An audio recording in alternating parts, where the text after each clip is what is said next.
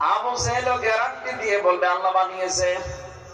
আমরা তো বলি কে বানিয়েছে? আল্লাহ বানিয়েছে। ওর ভেতরে আমাদের ভেতরে পার্থক্য কি? আল্লাহ একজন আছে, ও জানতো, ও বিশ্বাস করতো। এই জন্য বদরের ময়দানে যাবার আগে কাবার গিলাফ ধরে কাঁদছিল, কাবার মালিক তুমি আসো, আমি জানি বদরের ময়দানে যুদ্ধ করার জন্য যাচ্ছি মুহাম্মদের বিরুদ্ধে। সত্যের পক্ষে যে আছে তারে তুমি বিজয় দিও। ওর দোয়া কবুল হয়ে গেছে। সত্যের পক্ষে ছিল না, সত্যের পক্ষে যিনি ছিলেন তার দোয়া কিন্তু কবুল হয়েছে। কি বুঝলেন এখান থেকে? ওর যে কাজ কারবার কথাবার্তারা আমাদেরও কাজ কারবার কথাবার্তা প্রায় একই মিলে যাচ্ছে। অনেকে বলতে পারেন, কি বলেন? আমি কালীহাতি মসজিদের সভাপতি, আবু জেহেলের সাথে আমার তুলনা দেন। আপনি কালীহাতি বাংলাদেশে কয়জন চিনি? এই কালীহাতি মসজিদের সভাপতি হয়ে আপনি লাফান, আর আবু জেহেল ছিল কাবা শরীফের সভাপতি। খেদমত করতো হাজিদের। বলেন তো আপনি ওর পর্যায়ে যেতে পারেননি, একটাই কারণ, ওই ইমানও আল্লাহকে, আল্লাহ একজন আছে বিশ্বাসও করতো, তগুত ছেড়ে না দিয়ে। এমনকি ওর বাবা যেটা, ওর দাদা যেটা ফেরাউন, সে আল্লাহ একজন আছে কথা শেষে বলেছিল। সূরা ইউনূসের ৯০ নম্বর আয়াতে আল্লাহ জানিয়েছেন, আন্নাহু লা ইলাহা ইল্লাল্লাযী আমানাত বিহি বানু ইসরাঈল ওয়া আনা মিনাল মুসলিমিন। ফেরাউন যখন ডুবে যাচ্ছিল ওই সময় বলেছিল, আমি ঈমান আনলাম ওই আল্লাহর উপরে যার উপরে ঈমান এনেছে বনি ইসরাঈলের লোকেরা। আমি তো মুসলমান হয়ে গেছি। এরপরও ফেরেশতারা আমার পানির ভেতরে খালি চুবায়। আল্লাহ তখন ডাক দিয়েছেন, আল-আন, এখন আকাদ আসাইতা ক্বাবলু ওয়া কুনতা মিনাল মুফসিদিন। এর আগে তুমি সবচাইতে বড় ফ্যাসাদ সৃষ্টিকারী, ফ্যাসিস্ট, এটা বললে বোঝেন ভালো। তুমি সবচাইতে বড় ফ্যাসাদ সৃষ্টিকারী, ফ্যাসিস্ট, সন্ত্রাসী, উগ্র, এগুলো ছিলে। তোমার কারণে আমার হাজার হাজার বান্দা বান্দি দুনিয়াতে অশান্তিতে ছিল। এখন স্বীকার করেও কোনো লাভ নেই, কারণ স্বীকার করার সে জায়গা পর্যন্ত নেই, শেষ হয়ে গেছে। এখান থেকে মাসলা পেয়েছি আমি, সত্যি যদি পৃথিবীতে কোনো মানুষ অন্যায় করে, এটা করতে করতে যদি সর্বশেষ পর্যায়ে পৌঁছে যায়, ইন্নামা নুমলি লাহুম লিয়াজদাদু ইসমা ওয়া লাহুম আযাবুম মুহিন।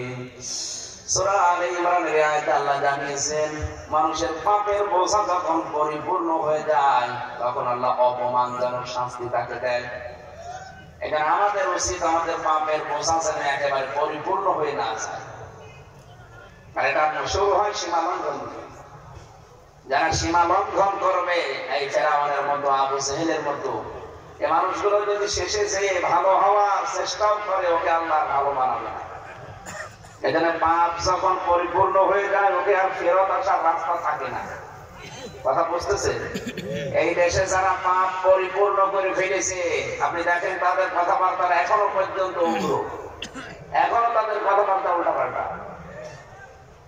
এদের যে অনুশোচনা আসবে, অনুতপ্ত হবে, ফিরে আসবে, সেরকম কোন চিন্তা নেই। আরো দিন যাচ্ছে, তাদের উগ্রতা, তাদের এই পাপের এই কথাগুলো আরো বাড়তেছে।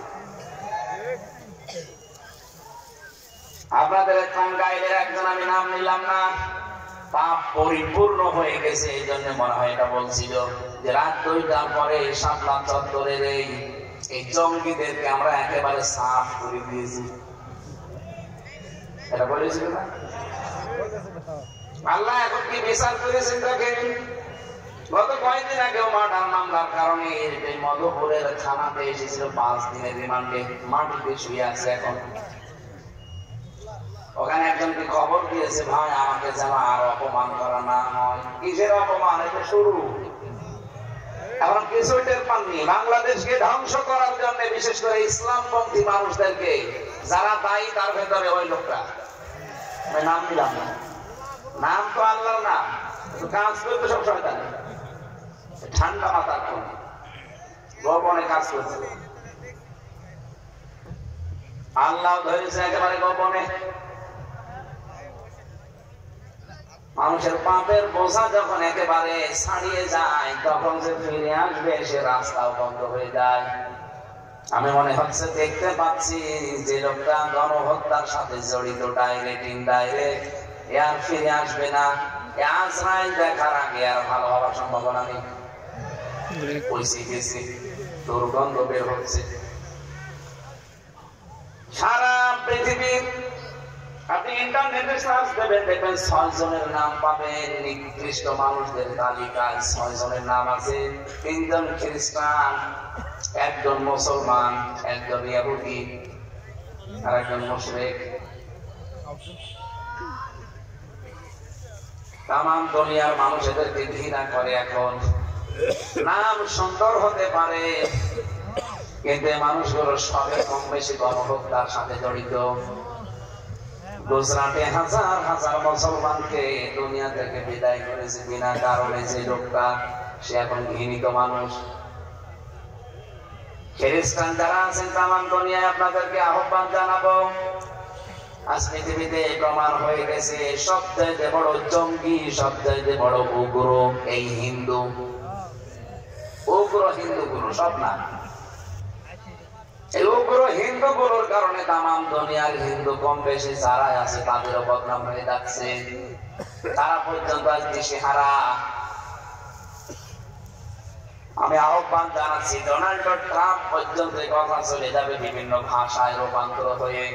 আপনার মেয়েকে, আপনার বোনকে খ্রিস্টান 2 জন যুবতী মেয়েকে উগ্রপন্থী হিন্দুরা ভারতের মাটিতে উলঙ্গ করে হাঁটিয়েছে। আপনি দেখেন,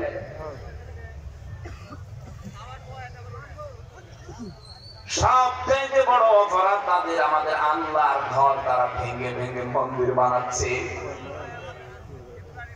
এটা কত বড় অপরাধ। 1500 বছর আগের কাহিনী আমরা শুনেছি। কাসফিম্মাতুল বানিয়ে দিয়েছে আল্লাহ। কাবা শরীফকে আক্রমণ করার কারণে যদি আল্লাহ এটা করতে পারে, কাবা শরীফের ইঞ্জিন এইগুলো কথা বলে না কেন? তামাম দুনিয়ায় যত মসজিদ আছে সবগুলো কাবার বগি আর কাবা শরীফ ইঞ্জিন। কিয়ামতের দিন ওটা জান্নাতে যাবে, পেছনে এই বগিগুলো সব সেট হয়ে যাবে। অথচ ধোয়া ধোয়া তুলে এখন ভারতের বুকে হাজারো মসজিদ আপনারা ভেঙে মন্দির বানাচ্ছেন। আপনারা মানুষ, দুনিয়ার মানুষেরা মাটির নিচে তেল পায়, গ্যাস পায়, সোনা পায়, রূপা পায়, লোহা পায়, আর শয়তানরা নাকি মাটির নিচে মন্দির পাচ্ছে।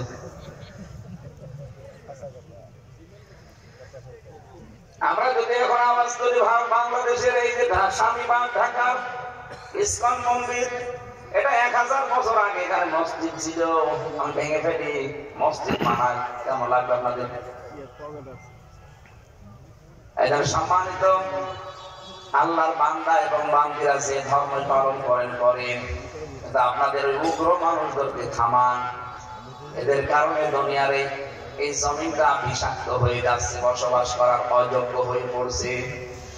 যারা মানুষের জন্য ভয়ঙ্কর রূপ নিয়ে দাঁড়ায়, ওই মানুষগুলোকে আল্লাহর হেদায়েত দেয় না। এই জন্য যত পাপ করছেন আপনি আর ফিরে আসবেন সে রাস্তা কিন্তু আপনার আর খোলা নেই।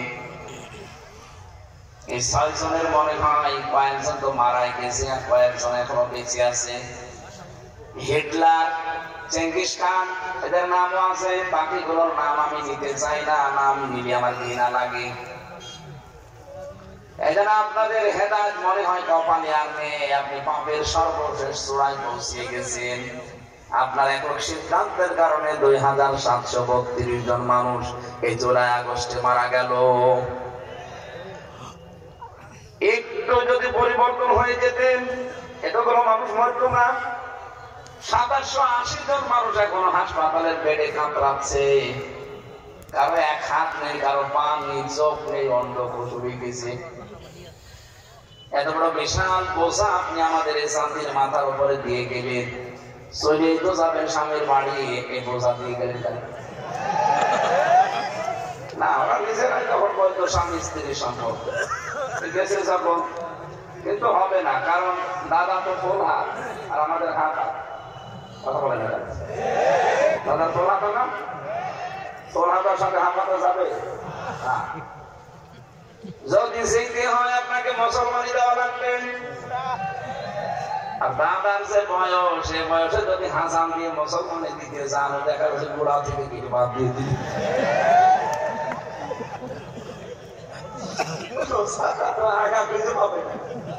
গোড়া থেকে কেটে বাদ দিয়ে দিলে বিয়ে করা না করার সময়।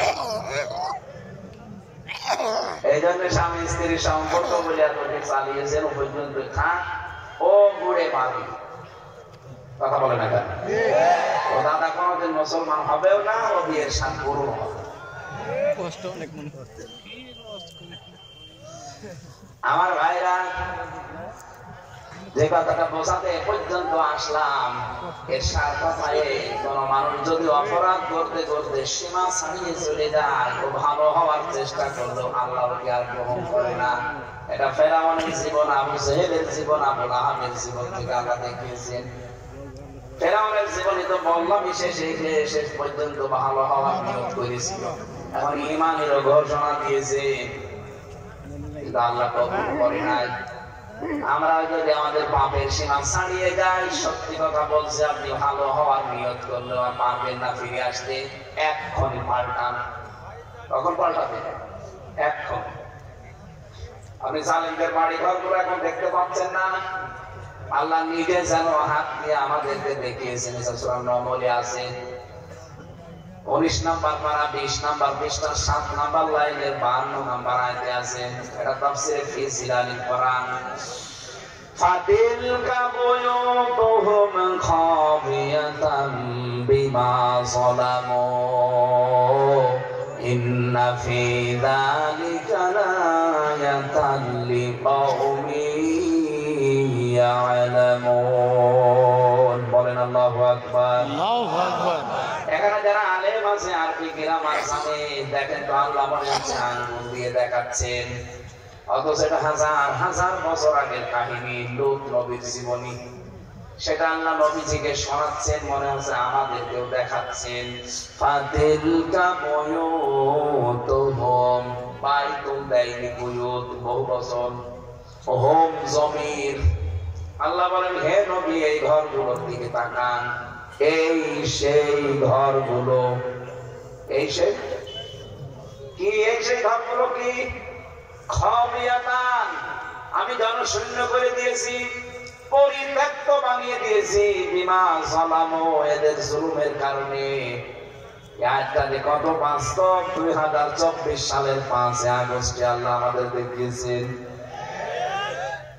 কুষ্টিয়ার হানিফের বাড়ির দিকে তাকান, এখন গণ টয়লেট হয়ে গেছে। আমি এখনই দেখে আসলাম একটু আগে, আপনাদের ওই লোকের বাড়ি, আমি নাম নেই না, ওর বাড়ি এখন জাতীয় টয়লেট হয়ে গেছে। জালেমরা জুলুমের জন্য দুর্বিসন্ধি করতো, সেই জায়গায় বসে ষড়যন্ত্র করতো, ওই জায়গাটা আল্লাহ অভিশপ্ত বানিয়ে দিয়েছে।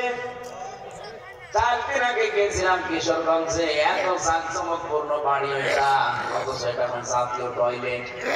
8-10 জন করে ঢোকে, বিভিন্ন দিকে মুখ করে সব পোশাক করে, অথচ জামাত বদ্ধ টয়লেট চলছে। এমনি আল্লাহ করেন এটা, বিমা যালামু, জুলুমের কারণে। এ পর্যন্ত আল্লাহ যদি বলে শেষ করে দিতেন, একদম পড়তাম না। পরের অংশ আমাদের জন্য আছেন আপনারা, এর পরের অংশ আমাদের জন্য। ইন্না ফি যালিকা লায়াতাল লিকাউমিন ইয়ালামুন। আল্লাহ নামে তাকিদ দিয়েছেন মাঝে, আর প্রথমে দিয়েছেন ইন্না। অবশ্যই এর ভেতরে শিক্ষা আছে জ্ঞানী সম্প্রদায়ের জন্য। আমরা যদি সত্যি নিজেদেরকে জ্ঞানবান মনে করি, আমাদের এখনই শিক্ষা নেওয়া লাগবে এখান থেকে। জালেমদের এত বড় গভীর শিকড় যদি আল্লাহ কেটে আজ তাদের জনশূন্য করে দিতে পারে,